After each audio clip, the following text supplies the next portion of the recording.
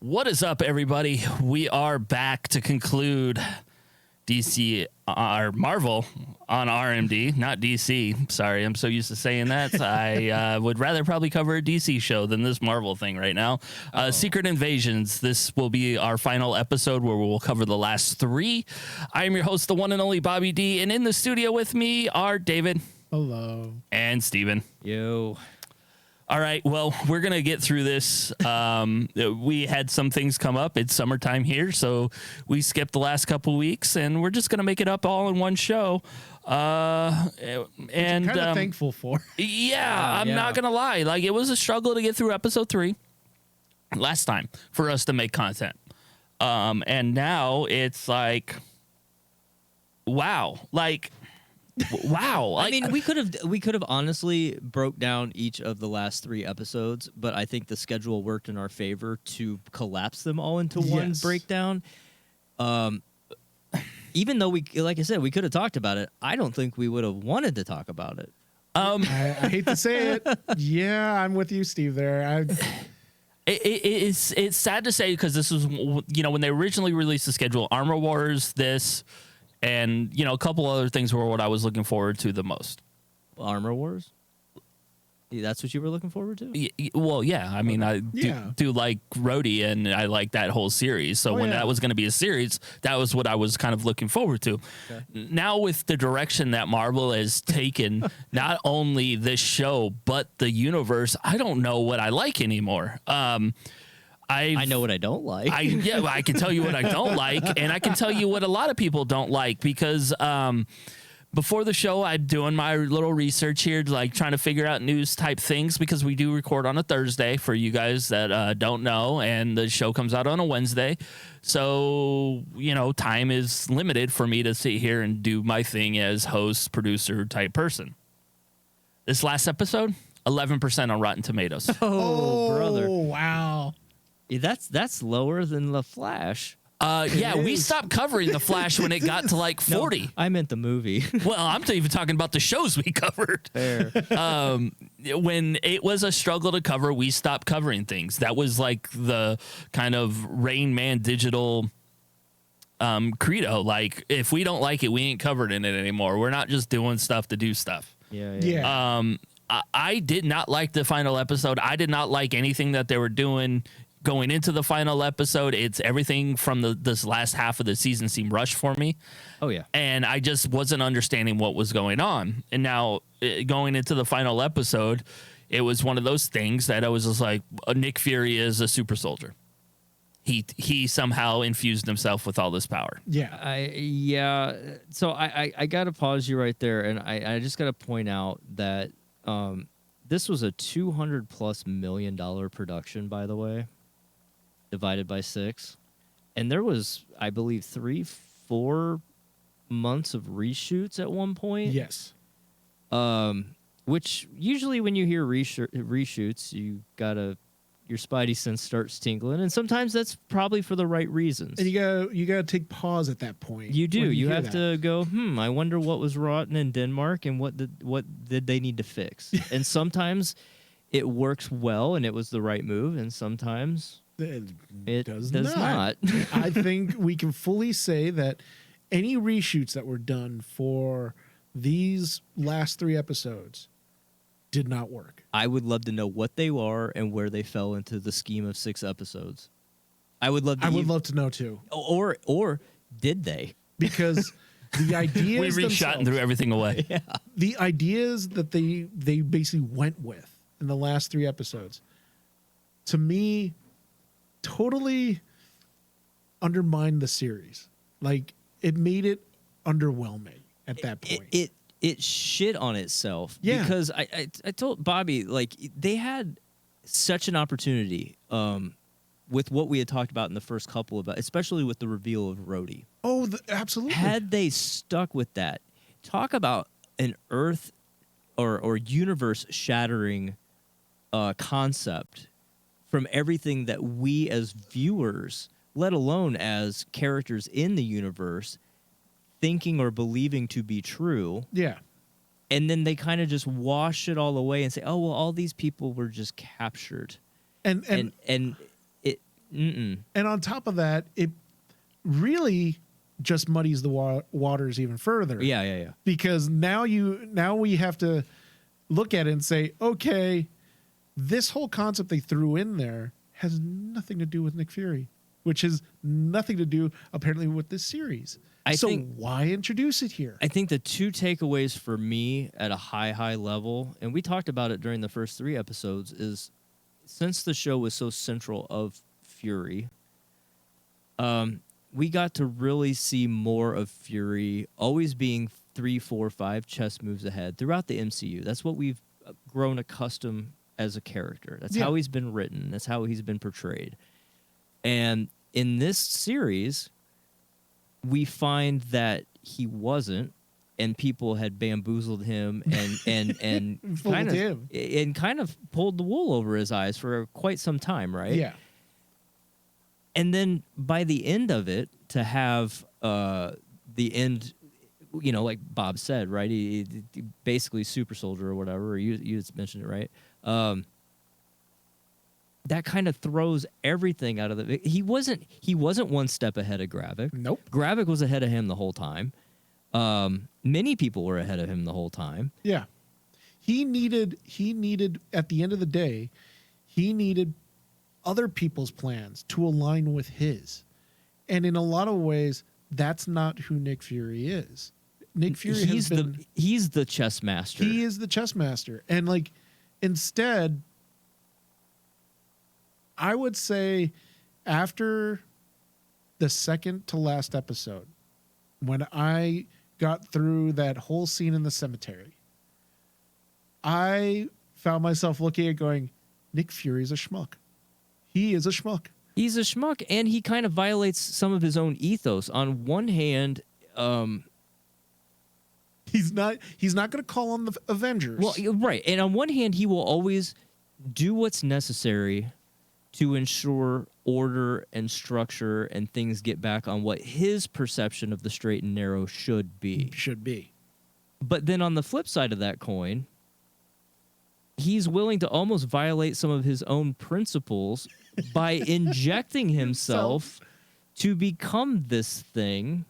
Well, not only that.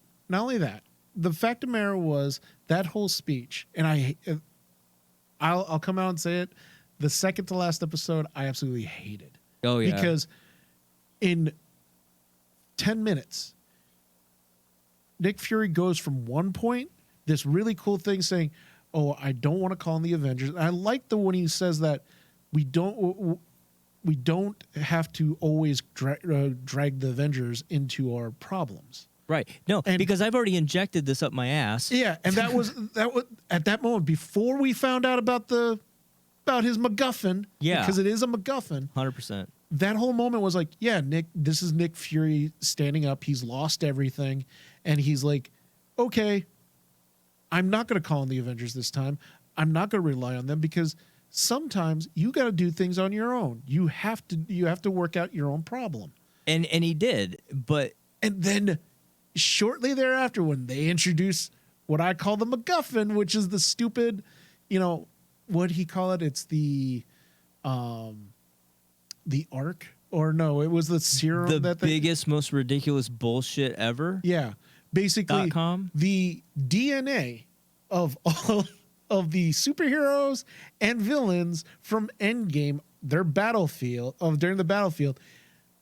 Number one, this is where I think the reshoots hurt because I think they forced this in. It's possible.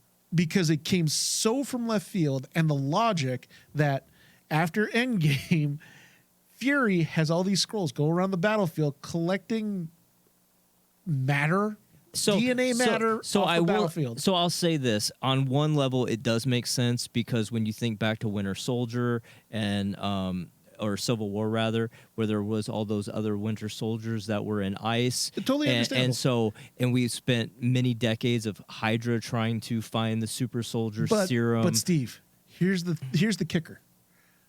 I can understand DNA from aliens. Okay, Groot. Okay, yeah, fine.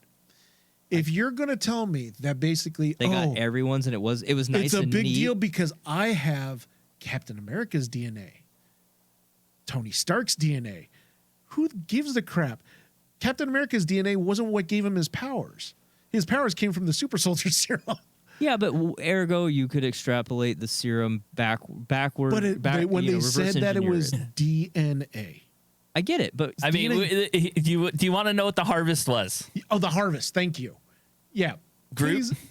Korg, Frostbeast, Hulk, Captain Marvel, Mantis, Thanos, Cull Obsidian, Extremis, Ebony Maw, Captain America, Ghost, Winter Soldier, Drax, Abomination, Outrider, Valkyrie, like Thor, Gamora. it's everybody. So and so it's such a it is basically what we have is they mopped up a fucking orgy and put it in a fucking test tube.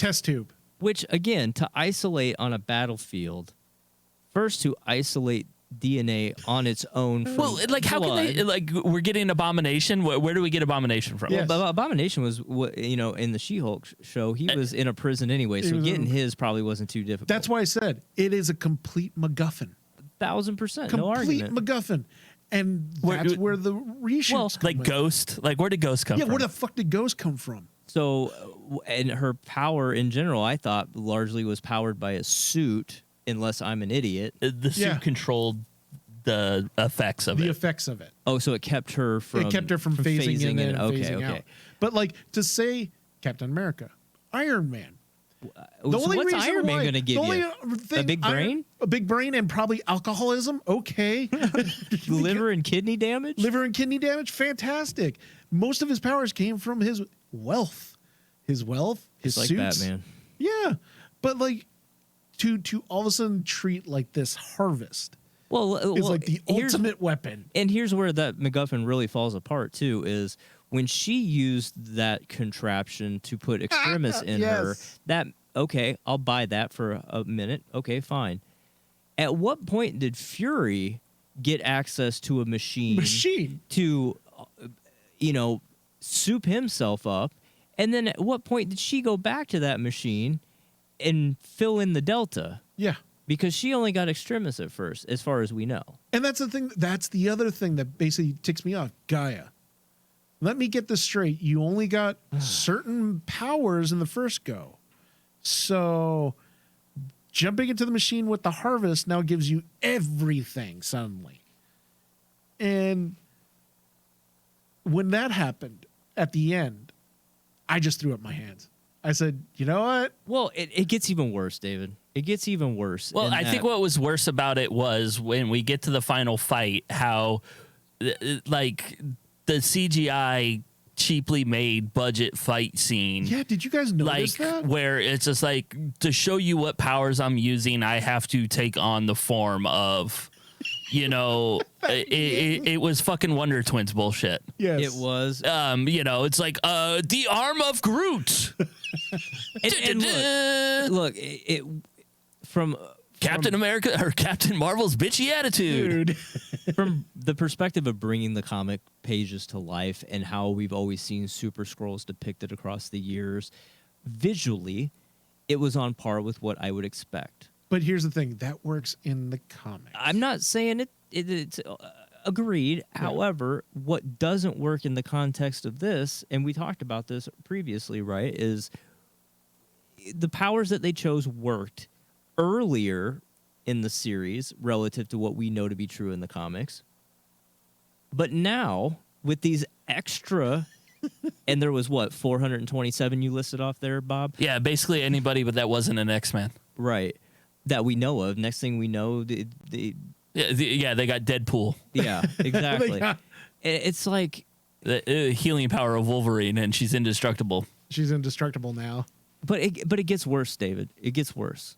And it gets worse in that by the end of the series, Gaia, who the fuck knows where she took off to? You have now, Mr. Fury, assuming that Fury didn't inject himself one-to-one with what he gave her. We don't know for sure, Yeah. right? So let's just assume for a minute he didn't. He just gave her the keys to all of the kingdoms. And this is a man that's all about control, Yes. right? And he's had a hard time since day one controlling a group of 5 or 6 people, and then as the world opened up, Well, you don't have to control one. They have all 5 or 6 in her. well, Also a gangbang. oh god. Oh God. But as the universe expanded and more threats came into the fold, he had a much It's sad that nobody like Hawkeye and Black Widow are just like, oh, nobody wanted my DNA. Exactly. Right. Hawkeye's DNA is like, oh, why do I want his DNA? I don't want, yeah. But now he has this person that has all of these powers. And yes, you could make an argument, well, you know, he was close to Talos. This was Talos' daughter. In some way, it was kind of like a surrogate niece kind of thing. And, Yeah. And, you know, I feel bad. Your father died, blah, blah, blah. Maybe this makes up for it. But again, that I'm seems... going to buy you the best toy Yeah, ever. But that seems so out of character for Fury to be willing to hand such powers over to someone that he can't control when his whole career has been to try Remember, to he didn't want the contain. Iron Man for the longest Yeah. time because And he couldn't control Exactly. Tony Stark. He barely knows Gaia. I'm gonna. And he can't trust when anybody. when you look at the series as a whole, they never really established even Gaia and Fury's relationship. So No. by all measure, why would Fury trust Gaia just because she's the daughter they hung of out Talos? because they hung out for 14 or so odd minutes in an old jazz club. In an old pool hall with a stripper pole. Yeah, that he had on lease, as an underground. It's like an underground. Like Speakeasy. yeah, a little Fury speakeasy that now we're besties and here have all of the universe's powers that I can't control, but maybe the only way I can ensure some level of control is I'm going to jam up my ass too. And then that way, if you ever come back and cause me a problem, then it's a 1-to-1. And let's not forget that we watched Gravik regenerate himself thanks to Extremis in that one episode. Yeah. And then all it took was for her to Captain Marvel light punch through him. No. All she did was basically knock him out with Mantis's powers. But then Then he ripped her. He ripped her. Oh, yeah. But then she ripped him in half. She ripped him in half. he still has Extremis. You're waiting for the sides to crawl back to each other. Well, yeah, Yeah. because he also has Groot, and Groot can pull Groot himself can back pull himself together. Back together. He's just gonna regrow like Groot. Yeah.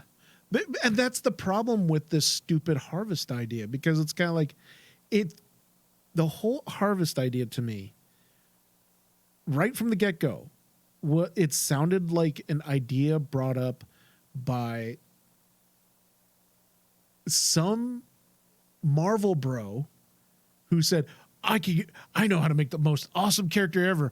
I'll give her the powers of Groot. I'll give her the powers of Captain Marvel. I'll give her the powers of everybody. She'll be awesome. Some writer, as he's watching his kid play with fucking dolls, and he's just like, "Yay, this is Superman with Batman Sting and the Flash, and then Captain Marvel, and then this, and he could do this." It was the kid nobody wanted to play with when you were growing up because he made his fucking figures too OP to play with. You're like, I'm not playing with you. I can't even win. Right. This might be a little controversial, particularly in this room, but like the thing that reminded me of this moment in Secret Invasion, it reminded me of the same feeling I had when I watched Boba Fett.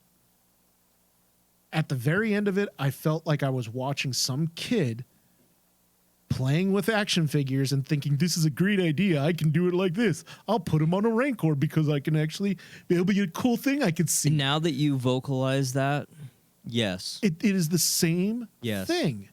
Was Favreau in the room? And this is why I basically said is like, it's funny that Bobby makes the joke that I'd rather be watching DC right now than Marvel. But like with Marvel right now, I'm sorry. Look, it's not that I would rather watch DC at this moment, but the fact of the matter is this. And I've said this to Mike on the phone. Every genre has an end. Yeah. We are getting to the end of the superhero film as we know it, to where I think it's run its course, just like teen movies of the early 2000s, buddy cop movies of the late 80s, early 90s. Like, you know, everything runs its course. We've had a good 20-something years, but we're seeing a fall off in the quality of the presentation of the stories and everything that we're getting. Everything's getting saturated. It's getting watered down with all TV shows and movies every 3 months. I mean, growing up, the three of us were lucky to get one superhero movie a year. A year, yeah. And, you know, now it's... Or at all. Or at all. Yeah. I mean, you know, Batman 89 Returns was, what, 91? All I know is in that you know time what I mean? frame, bro, that time frame before, I think even before we got Batman, or maybe it was between Batman and Returns, there was such a drought. The only thing we had was Dolph Lundgren's Punisher. Yeah. Yeah. Like, from 70 whatever, when Superman finally stopped. You know, or early 80s? Early 85. 80s, 85. I'm talking about when they were good, not when Richard Pryor was stealing quarters of a cent. You bite your tongue. Oh, you bite your tongue there, sir. Richard Pryor was awesome. But you know what I mean? From Superman 4 to Batman 89 is a long time. Oh, yeah. For nothing to come out, like you said, Dolph Lundgren and Punisher, because they were trying to get Dolph Lundgren in anything at that point. And that other turd of a Captain America movie. Oh, man. That was pretty bad. That was pretty bad. And then there was the Fantastic Four that I don't think ever really saw the light of day. But there was a drought. Yeah, and it wasn't until Raimi's Spider-Man. Raimi's Spider-Man. But still, it was only, you know, when we started getting to the Fox universe, that was what we had, but it wasn't oversaturated with stories. We had, you know, Sony was doing Spider-Man, X-Men was doing on Fox, but that was all we had. You know, then Nolan came in with Batman, and then it wasn't overproduced. You know, we had our 3 stories and we were done. And then it moved into the MCU, the DCU, and, you know, we were good, we were solid. And then the MCU is kind of fallen off since Endgame. Like, legitimately, Phase 4 and Phase 5 are a bust. And these storylines aren't doing anything, especially when you have to, you know, Phase 4 retconned a lot of stuff that was problems with Endgame when it comes to Loki. And now with what we see with Secret Invasion, we have changed the hierarchy of the DC platform. I mean, and see, I'm saying DC so much, Marvel is starting to go into that that realm of fucking craziness. Maybe the next evolution or iteration of what we're seeing, aside from the fact that Bob Iger has repeatedly now gone on record to say they're pulling back on Marvel and Star Wars, they're going to make less, and that's probably a wise decision, but the cow is out of the barn, and maybe the next iteration of this follows this, again, all things in life being cyclical, David. Maybe it follows exactly what happened in the comics, and the two pull back so drastically and then combine forces for the crossover in the movies, just like they did in the books. But those, let's be honest, they're turds. They're turds. I'm not saying they were good. Mixing your superheroes like that, but there's one character that the can, shark moment. But there's one character that can go between both realms. I can't remember his name off the top of my head, but there is one character that they co-created together and co-own. There is, and maybe that's the same. Maybe he's our franchise Jesus. He's a franchise Jesus. Yeah, well, you know, let's see what superpowers he has to resurrect 2 fucking failing comic book entities. Extremists, that's all he has to have. Yeah.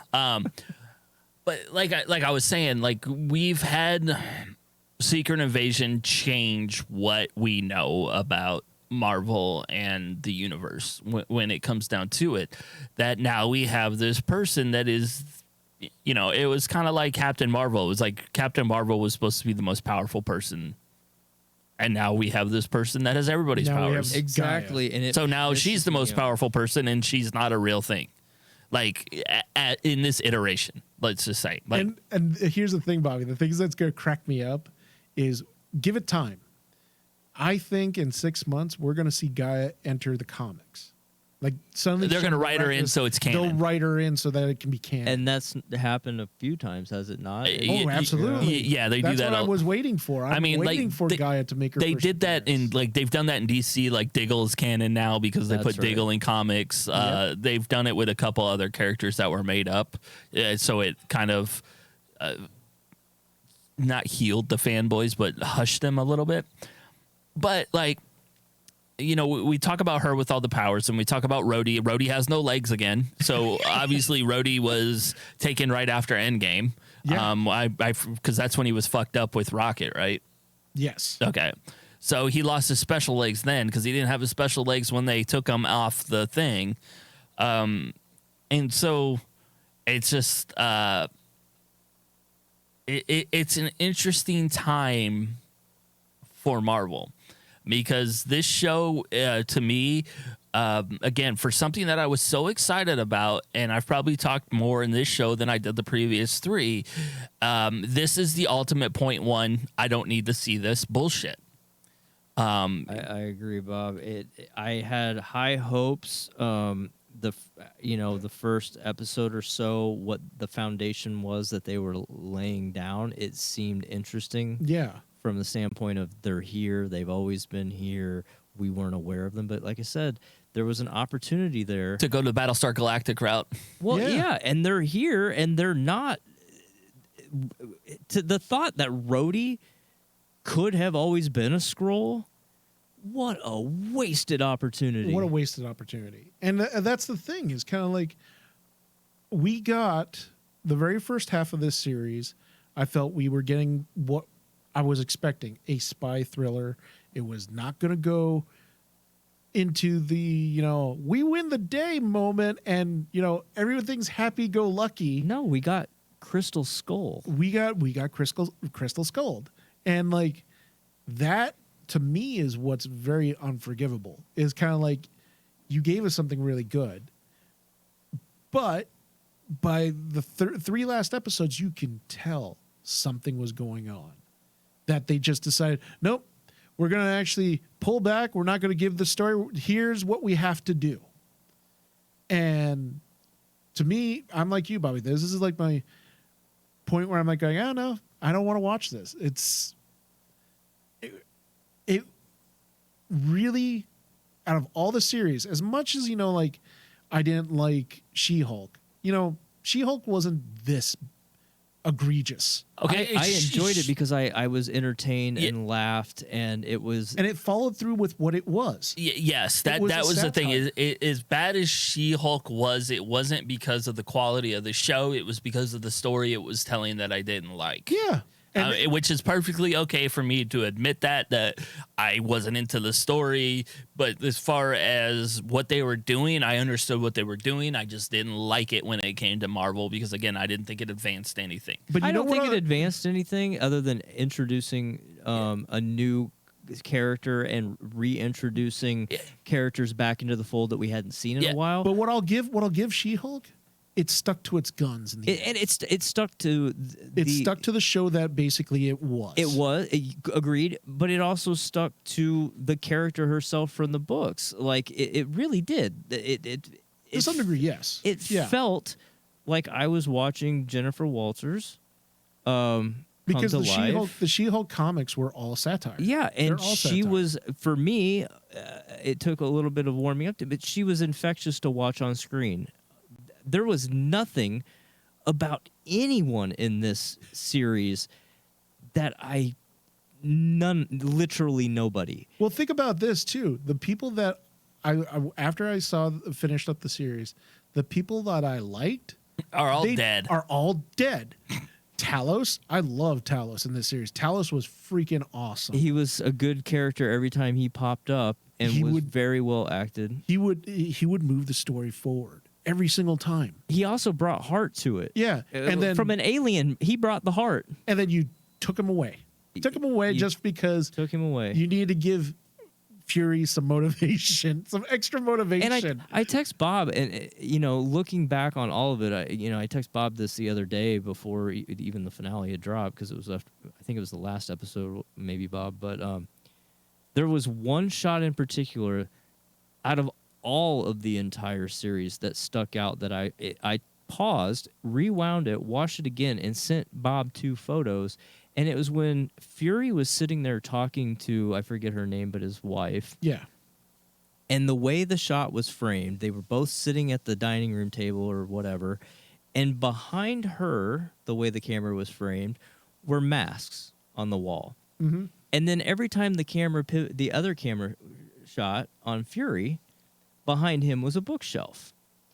And on that bookshelf, every book was organized by color. Yeah. And so there was a lot of symbolism there of here's somebody that you don't know who she is. She's a shapeshifter. She's a mask. Yeah. And here's a guy that his whole ethos and his whole motivation is structure and order and organization. You and can read him like a book. And you could read him like a book. And it was beautifully shot in that regard. And then everything else just felt like piss.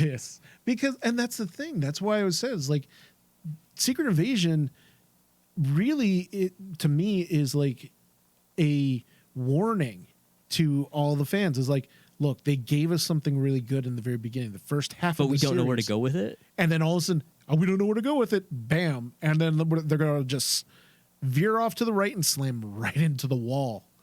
And I want to know what's going on the inside that would lead the car so far off into the ditch to get us to where we're at right now. yeah, and the thing is, they basically said, oh, they're touting the Secret Invasion is like going to lead up to the other series. You know, watch Armor Wars, watch the Marvels. I don't want to watch any of them. Well, I think I was just trying to look to see what's next. Loki is next, October 6th. Why? I'm maybe half interested. The only reason I liked Kamala, I liked how she was portrayed, the actor. Yes. And Miss Marvel. And Miss Marvel, yes. Yeah. I enjoyed the hell out of her. She's funny. She's witty. Yeah. It's a Spider-Man for girls. Exactly. And she's fun. Exactly, She's yes. fun to watch, and I liked it. I'm only looking forward to Marvels because Brie Larson's so goddamn pretty. But dude, Captain Marvel's going to be the most annoying character because you can tell from the trailer the way that she's portrayed is just how she was left off before Endgame. Yeah, okay, so and her character's kind of ping pong back and forth in terms of how she's behaved across the instances we've seen. That's her the too. problem with that character. yeah. Now, when it comes down to it, let's talk about this future of where we're going with the MCU, because the other upsetting thing I had like issue with was the president's speech radicalizing humans to kill aliens. That came out of nowhere. It upset me, like just the way it played out. It was like, what message were we trying to get across there, and where do we lead now with like the future of it? Because again, I have no problems bringing in like reality based type things to where there's some president out there that is radicalizing people or getting them going towards something. But this is a comic book thing, and you start thinking about, you know, New World Order or whatever the fuck we're calling it these days. You know, and all these other Earth based shows, and we have this whole, we're killing people that we deem Skrulls or aren't Skrulls, and now we've just radicalized a bunch of fucking murderers around the world. And it could go even beyond Skrulls proper with what the president's authorization was, right? And it could tie directly into what's forthcoming with the next Captain America movie. Who knows what he's going to have to deal with? Yeah. With a president who's behaving this way and giving such mandates. And I don't necessarily have a problem. Look, a lot of people want to just tune out and enjoy. And Bob, you tend to have that perspective, I think, for a lot of these kinds of things, right? This is your It's time. my escape. It's your escape. I agree, and I understand what you're saying, but there's also something to be said about, look, writers write what they know. And this is what's going on in the world. This is salient. But here's the thing. But it's an agenda-based written thing that isn't like That's true. And I think that's what gets me the most. It's not that it like. I'm a purist when it comes to storytelling. When it comes to comics, we have all this stuff, and it's okay if we've kind of morphed things. Like I liked what they did with Winter Soldier, Falcon and Winter Soldier, to where like the Antifa type group had its point. And you know, the new Captain America had his point, and then Falcon had his point, and you could see everybody's points coming together, and you could feel for them as they're going through the struggles of what's going on. For this president to come in and radicalize this, and Nick Fury to walk away, be like, well, yeah, I'm just gonna go up north real quick. Right. You know, I'm gonna take my wife. I'm gonna show you that I'm not a racist, and I'm gonna make out with an alien because I don't care if she's black or alien. I just want pussy. Even if it's green pussy. Yeah, Nicole thought that was weird. Like when she changed, because Nicole didn't watch any of the series, and she's like, "You're watching it without me." I'm like, "We got a show to do." I ain't got time to wait. Yeah, I ain't got time to wait. I gotta watch hey, the show. thankfully, you can tell her it's not worth it. So I said, Look, I'm biting the bullet. like 2 I'm weeks biting a ago, I bullet for you. said, Rhodey's a scroll, and she's like, "Why did you ruin it?" I'm like, "I didn't ruin anything, trust me." And then she walked in when I was watching the last bits where Fury was kissing his wife, and she's like, "What the hell is going on there?" And I'm like, "Oh, by the way, Fury's been married this whole time, and that's his wife. She's a scroll." And she's like, "That's disgusting." I'm like, "What do you got? You got something, against green puss? Like, Well, yes, like we as humans probably should. should we? I mean, Like if it's another human. Here's the thing. Here's the thing that I would totally agree with you guys. I would totally agree with you guys. Like basically, like it is okay that we see it in Falcon and Winter Soldier and everything else, so we should accept it into this. However, here's my caveat to this: when this happened, guess what popped in my head right away, Bobby? What? Because I know that they're trying to rush their way to a certain team that Marvel is really anxious to get involved with, which is the X-Men. You have a president who essentially is God damn it, I not didn't even wanting see it to coming, basically. David. Wow, you found the X-Men connection. It took Yeah. 6 episodes. But here's the thing, and Bobby. this is the first time you've mentioned one. Yeah, this is the thing that irritates me the most, though, is when I saw this, I was like going, you got Deadpool and Wolverine coming in soon. You got already they've introduced like X-Men and the X gene. They said Kamala Khan's an X-Men. So God damn this it. president is basically the same president that's in the X-Men that basically is very xenophobic, is very against any aliens. Well, he almost not had, just not he not almost just had mutants. aliens kill him, so Yeah. you can empathize and understand You can why. empathize, but his fervor that he had is He's a no bullshit president, man. He's the same president that we see in the classic X-Men comics.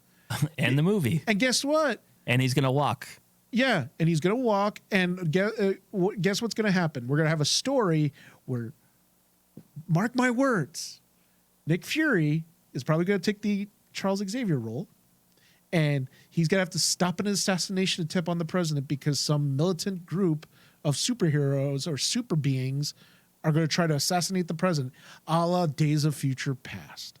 And we get to introduce the X-Men.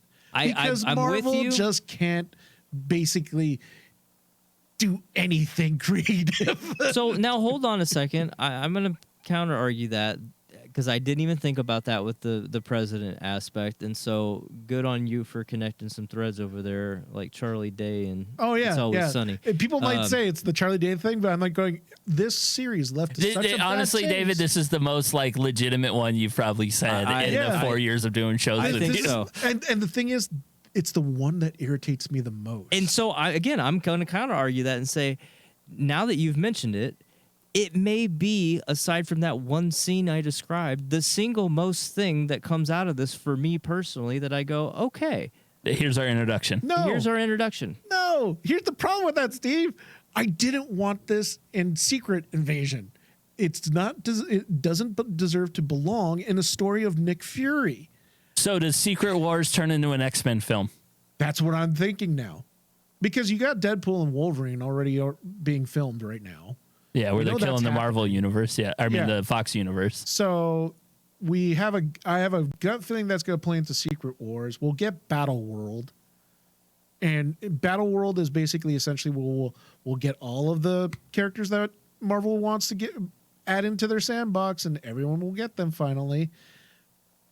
But at this point, it's going to be a messy ride. But at what cost? At what cost? Exactly. About 1 point, or was it 6 billion? What did they pay for Fox? Yeah, because Well, and they've put FX up for sale, by the way. Oh, they did finally. Yeah. That was the rumor. FX, and there was 2 other sub entities of Disney that were recently bought up in all these acquisitions, right? And FX was allegedly, And they've been cutting ESPN. Oh, yeah. And Bobby, me and talent left and right. And they said they weren't going to sell that one. Yeah, but saw- they're replacing like $1 million people with people like me that will sit there and talk sports for $20,000. Well, of course, man. Like, we got shareholder value to uphold. But think about it. I mean, Bobby, me, you, and Mike have been talking about how corporations like this, especially, like Marvel or Disney, let's just say who owns everything, they have an investment in this. They have to make their investments count. They bought the Fox license for a reason. And they've been Agreed. sitting on it for a long time. And there's a lot now. of things that they've been sitting on. At least we got Prey, but Prey came before the acquisition. They just released and it. and it flew under the radar. Now, arguably, that was one of the hidden gems. Agreed. But did they do anything else with it? They brought back Futurama for the 17th time. Disney has spent over $87 billion. Years. Years. 87 Years. billion Years. years. No, $87 billion on acquisitions over the years. And 18 of those acquisitions took place under Iger. And Iger is going to be looking at it going, stop wasting time, get it done, or we're not doing it. And that's why he's doing all these cuts. And that's why, going back to what you said, talks about reshoots and all the projects. Everyone's doing this because reshoots came out of nowhere. Well, yeah, the reshoots are probably because, hey, we got to rush to introduce this, because if we don't... The reshoot was the speech at the end to open the door. I guarantee you it was probably that. I'm trying to see where there was 3 entities that was rumored to be up for sale, and then the big rumor that's been circulating Is Apple's buying Marvel? No, all of it. Yeah. Is that he would sell the entire Disney business and everything to Apple. to Now, Apple. if there's somebody that's got the money, it's Apple. But if I'm Tim Cook, I'm going, Why? Why? Why am I going Why dilute the programming that I do that is excellent? Exactly. It's not even yes, but it goes beyond that in terms of Apple has grown their business very strategically over the last 20 And they're plus years. their business model is far different than Disney. Yes, Apple's business model is like, look at all the cool things that I can do with technology, and let's see what all my side projects can do. Yeah. And also, and I don't have to worry about those other things because I make so much money off of phones and iPads and Well, and everything now else. they're in banking. well, also the thing is with Apple, their thought process is we keep everybody out. We don't bring people in. Are you kidding me? We don't want to muddy our waters. It is strictly on that freaking logo, that Apple logo. They're and very that's it. strategic They are with their very strategic. everything. So I don't see that happening. But the fact that it's even being rumored that they would sell off some of these things, Well, I think it's just because they're the ones that are big enough to do it. they are. And if I'm them, it's not just the Yeah, it's always Apple or Bezos, right?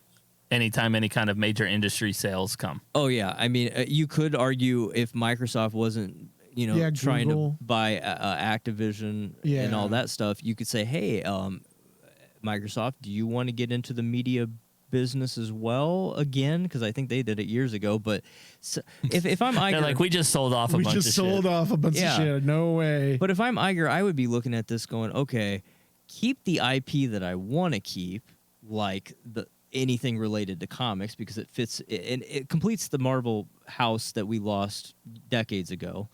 You want the FX side gone, but you want to keep the Marvel properties, basically. Well, at least the Marvel properties, but you want to keep the mouse and the Marvel. I would even go further than that, though, Bobby. I'd be going, now as an Alien Predator fan, I want Alien Predator movies or anything. But if I'm Disney, I'm going, do I want this IP? Do I want that IP? And I would just start selling things off to other studios.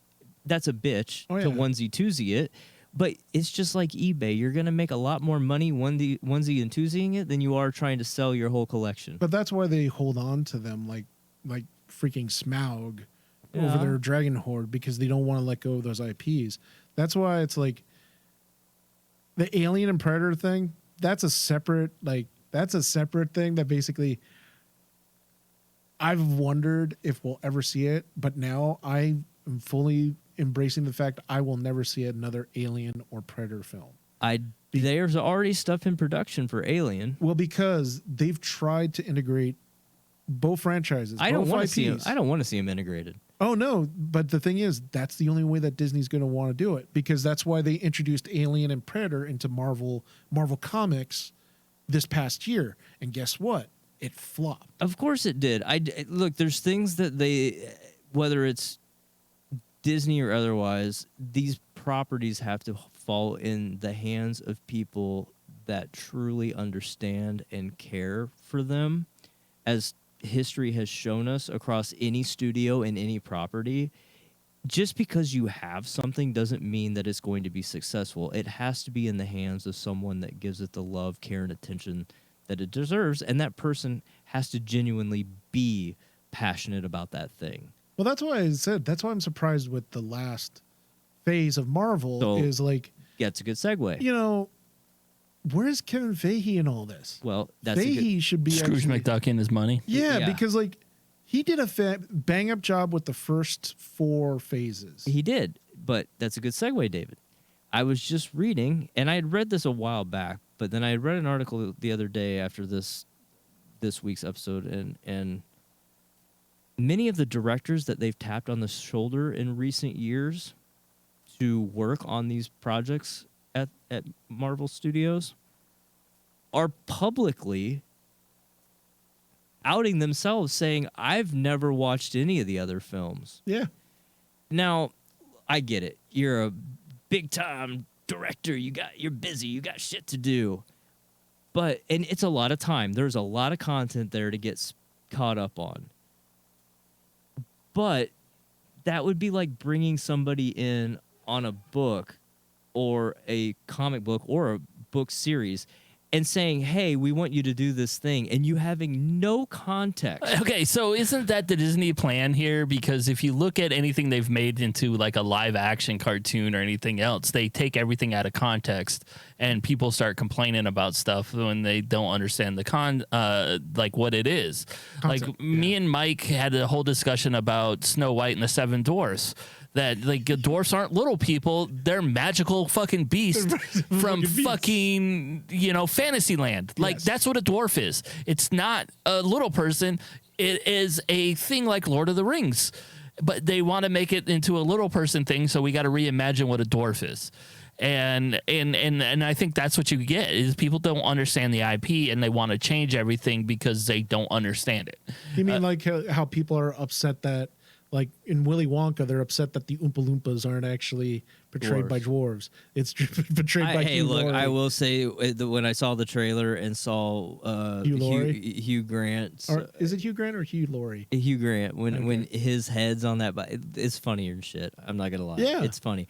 I don't care about the film, but that part was funny. Yeah, but shouldn't that be what it is? It's like, isn't that part of acting? Like, I don't need to hire a certain person to be into that role because part of acting is that, like, okay, like, and again, we've had film for how many years now? Like, we can name one little person that's been fucking good or two. Yes. And that's the thing is kind of like, I like Wee Man. I'm sure he's up for all kinds of roles. Is he up for all roles? I know he'd throw his hat in the ring for something like this, or Willow Offgood. What's it, Warwick Davis? I mean, come on. Again, Warwick Davis and Lannister. I can't think of his name right now. Are the two little people? Dinklage. Yeah, Peter Dinklage. What about Mini-Me? Oh, he's dead. Yeah, exactly. Mini-Me's dead. They don't live long enough for a fucking series. But well, also, that's part of their charm and mystery. That's the thing. There's not very many dwarf actors that are good. Who's the Spanish guy that they used in the old Willy Wonka that was the Oompa Loompa for all of them? He's the other one that I recognize. I don't know if I ever saw him in anything. I don't know else. if I ever recognized him either. Oh. I mean, there's also Tattoo. Oh, he's long dead. But he's long dead, though. Give him a chance at the very least. Hold casting calls. I'm not saying that they don't have to, but I'm also saying, like, again, we've grown up in this era to where we have to have people that are represented in their own thing when acting is a thing of representing what they are, not what you are. And also, and you look at things when, you know, The Simpsons, how much money did they lose when Hank Azaria couldn't fucking voice 75 different people because he's not a black dude and he's not an Indian guy. Yeah, and but he also chose that path as well. But that's what you but that's what you hear. It's like he chose that because of the backlash of everybody coming at him. Yeah, like, fair. you know, he's been a poo since I was fucking 10. Yeah. So what does that matter at this point? Like, and the thing that also Nancy Cartwright isn't a little boy. The other point that I always feel that has to be brought up is acting is also skill. If I'm going to have to choose between two actors, I'm going to choose the one that has the better skill, regardless of like what they look like. So if I have a choice between some, you know, unfortunately some dwarf actor that does not have any Can't grip the swords. can't do Jesus. anything, but I have Hugh Laurie or Hugh Grant, who that's a skilled actor right there. Guess what? I'm going to go with the guy that has the better skill. or gal. Sorry, it's not about what you look like. It's about making that role fit, because that's what an actor does. Yeah, they didn't hire Margot Robbie to be Barbie because she, you know, she had the skill and the look. They didn't go hire some porn star that looked like Barbie That look like Barbie, because that'd just be horrible. because she has enough films already online. Hey, 1996 Jenna? Still, Jenna McCarthy had No, Jenna Jameson. Jenna He went Jameson? porn star. Oh, she has no talent in acting. I'm sorry. Well, all of it's gone. Yeah, all of it's gone. But I mean, if you were just going on looks alone, He's casting his fantasy Barbie Fantasy Barbie. with talent excluded. I don't know. We're in a weird situation here with Marvel, because, you know, we still have to wonder what's going on with Jonathan Majors. apparently nothing. Apparently He was beating his wife for 10 years. Or Oh my God, yeah. in some cases, if you read. cases. right. But as far as what I read earlier this week is that Disney, they had a meeting and Disney is still on board with keeping him so long as He can keep his nose clean. no, well, sure, that too, but so long as these charges continue forward in a court of law and he's proven innocent. Should he be proven guilty in any such way, then I'm sure that they will have a different course of action. But as of right now, he is still on deck. Yeah, he's still on deck until it's fully proven that his case. Which, in fairness, It's how it should go. innocent until proven guilty. yeah, Not in this world where everybody's canceled. Not in a court of public opinion nonsense. No, but like I said, court of public opinion got Hank Azaria to release some characters that he's been doing his whole life. Well, he bent the knee, and he should have been more like Daenerys. He has and dragons. just blow up the city. Yeah, with the dragon. Get raped by Jason Momoa. That's rough. I forgot about that. Anyway, let's get to our final thoughts here. Hated it. And that'll do it for today's Marvel on R&D. I'm gonna go first. I'm gonna give this a 50% overall as a series, because I thought the first half had it, the second half sucked. So you're gonna get half and half from me. I've always said that I will never go less than half, except for fast movies, because those have been fucking horrible. Because I had a teacher when I was in high school that said, if you put any kind of effort into something, I'm not going to give you double F. So I will only give you one F. Here's your 50% for at least trying. This show didn't do anything for me visually. The acting was so-so. The story sucked. And it's made me question the future of Marvel. David, go ahead. I'm with you there, Bobby. I mean, I'm not going to go crazy and say that it's an 11%. Like, No, the 11% was just the last episode. yeah, but like that was the last episode. But I actually have it written down that I gave this one, the whole series, as a total of 59, because just like what you said, First half, fantastic. I liked it. It had potential. It had potential. It didn't blow my doors off. It didn't do anything to like, blow my mind. And then you just shit the bed in the later half. I basically put down here, this reminds me of my feeling about Game of Thrones, where you just had one responsibility, land the goddamn plane. They didn't land the plane here. They crashed it. So they, for three episodes, they totally took something that was middling, maybe around a 70%, maybe 80%, if I really liked Nick Fury and Talos. But then you just totally shit the bed. You followed up with like crap scores. So it brought it down to probably for me like a 59. Okay. Steven? I so badly don't want to go below 50. You can do whatever you want. Those are just my rules. I tried to actually be a little bit diplomatic because like I don't want to be. It's not a rewatch at all. Yeah, it's not worth a rewatch. I have rewatched a couple of the series. I've rewatched, I mean, again, a different thing, but I've rewatched Daredevil, the Netflix Daredevil, several times, Punisher several times. For me, there's been some hit and misses, obviously, in recent years with these later phases. And while a lot of people shit on some of the more recent ones, I went back and rewatched Quantum Mania, and it's a slog. I like how like I'm just watching you say that and it looks like you look so sad. I am, because you can see the dip in quality. You can see that it's quantity over quality, that it's time crunch pressures over quality. Yeah. It's all of the things that people do in businesses regardless of industry, because they lose sight of the ball. They're not keeping their eye on the ball, and they're not keeping their mind in alignment with their heart in terms of why are we doing what we're doing? And if the answer to that question is money, then you've already fucked up, because money is the reward for doing a good job, regardless of what job it is that you do. And so for that, I'm going to give them a 45. All right. At $212 million budget, you're all fired. All of you. That gives it an average of 51 on the RMD score. Again, I personally, I enjoyed talking to you guys more than I did watching the show. But I mean, that's a lot of the times. I do enjoy talking to you guys.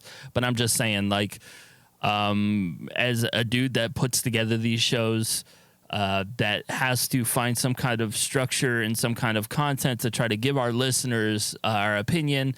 This was one of the biggest struggles since Flash for me. It was, and go back to what I was saying. It's like these recent ones, there's been hits or misses, but I've at least been able, even Quantum Mania, there's at least little nuggets that you can pull away that I can pull from it and go, I appreciate. Did I love what they did with everything in Love and Thunder? No, but there's pieces. But I always tell people Love and Thunder had the heart, it just didn't have the execution. Right. Yeah, like right. the whole stuff with Jane and what she's going through, like there's some tear-jerking moments. That's a heart moment. But this one, outside of what you just extrapolated out of left field with the president and potential setup, yeah. Oh, God damn it. It's the first real kick in the nuts for me as a viewer on the Marvel everything. It's definitely the first one that I will not suggest the people to go watch. I agree. I will not. Out of them. Again, I've been against She-Hulk, but that was based on content, not because of the story that they were telling, not because of the content that was there. Like I could see it being entertaining for a certain thing, but it was agenda driven for me. And this is just, the quality just wasn't there overall. Yeah. So again, that's a 51% overall for our series. For a thing that started out strong, ended up weak. Hopefully Marvel can recover, but who the fuck knows at this point, because we're on writer strikes and director strike. I mean, acting strikes. So who knows when things that are currently getting filmed are we're going to actually see because there's already been delays. Yeah. So again, I don't want to sound so kind of down about the thing that I've loved more than anything when it comes to entertainment is the comic book industry. But I think the movies and TV shows are running their course and they need to find something to fix it. So we will be back, with continuing on our Marvel and RMD shows, the Talking Shop and everything else. However you found us, remember, rate, review, subscribe. We appreciate you guys listening, and tell us how you feel about the shows because, we don't necessarily know everything, and maybe you saw something in it we didn't. But we'll talk to you soon.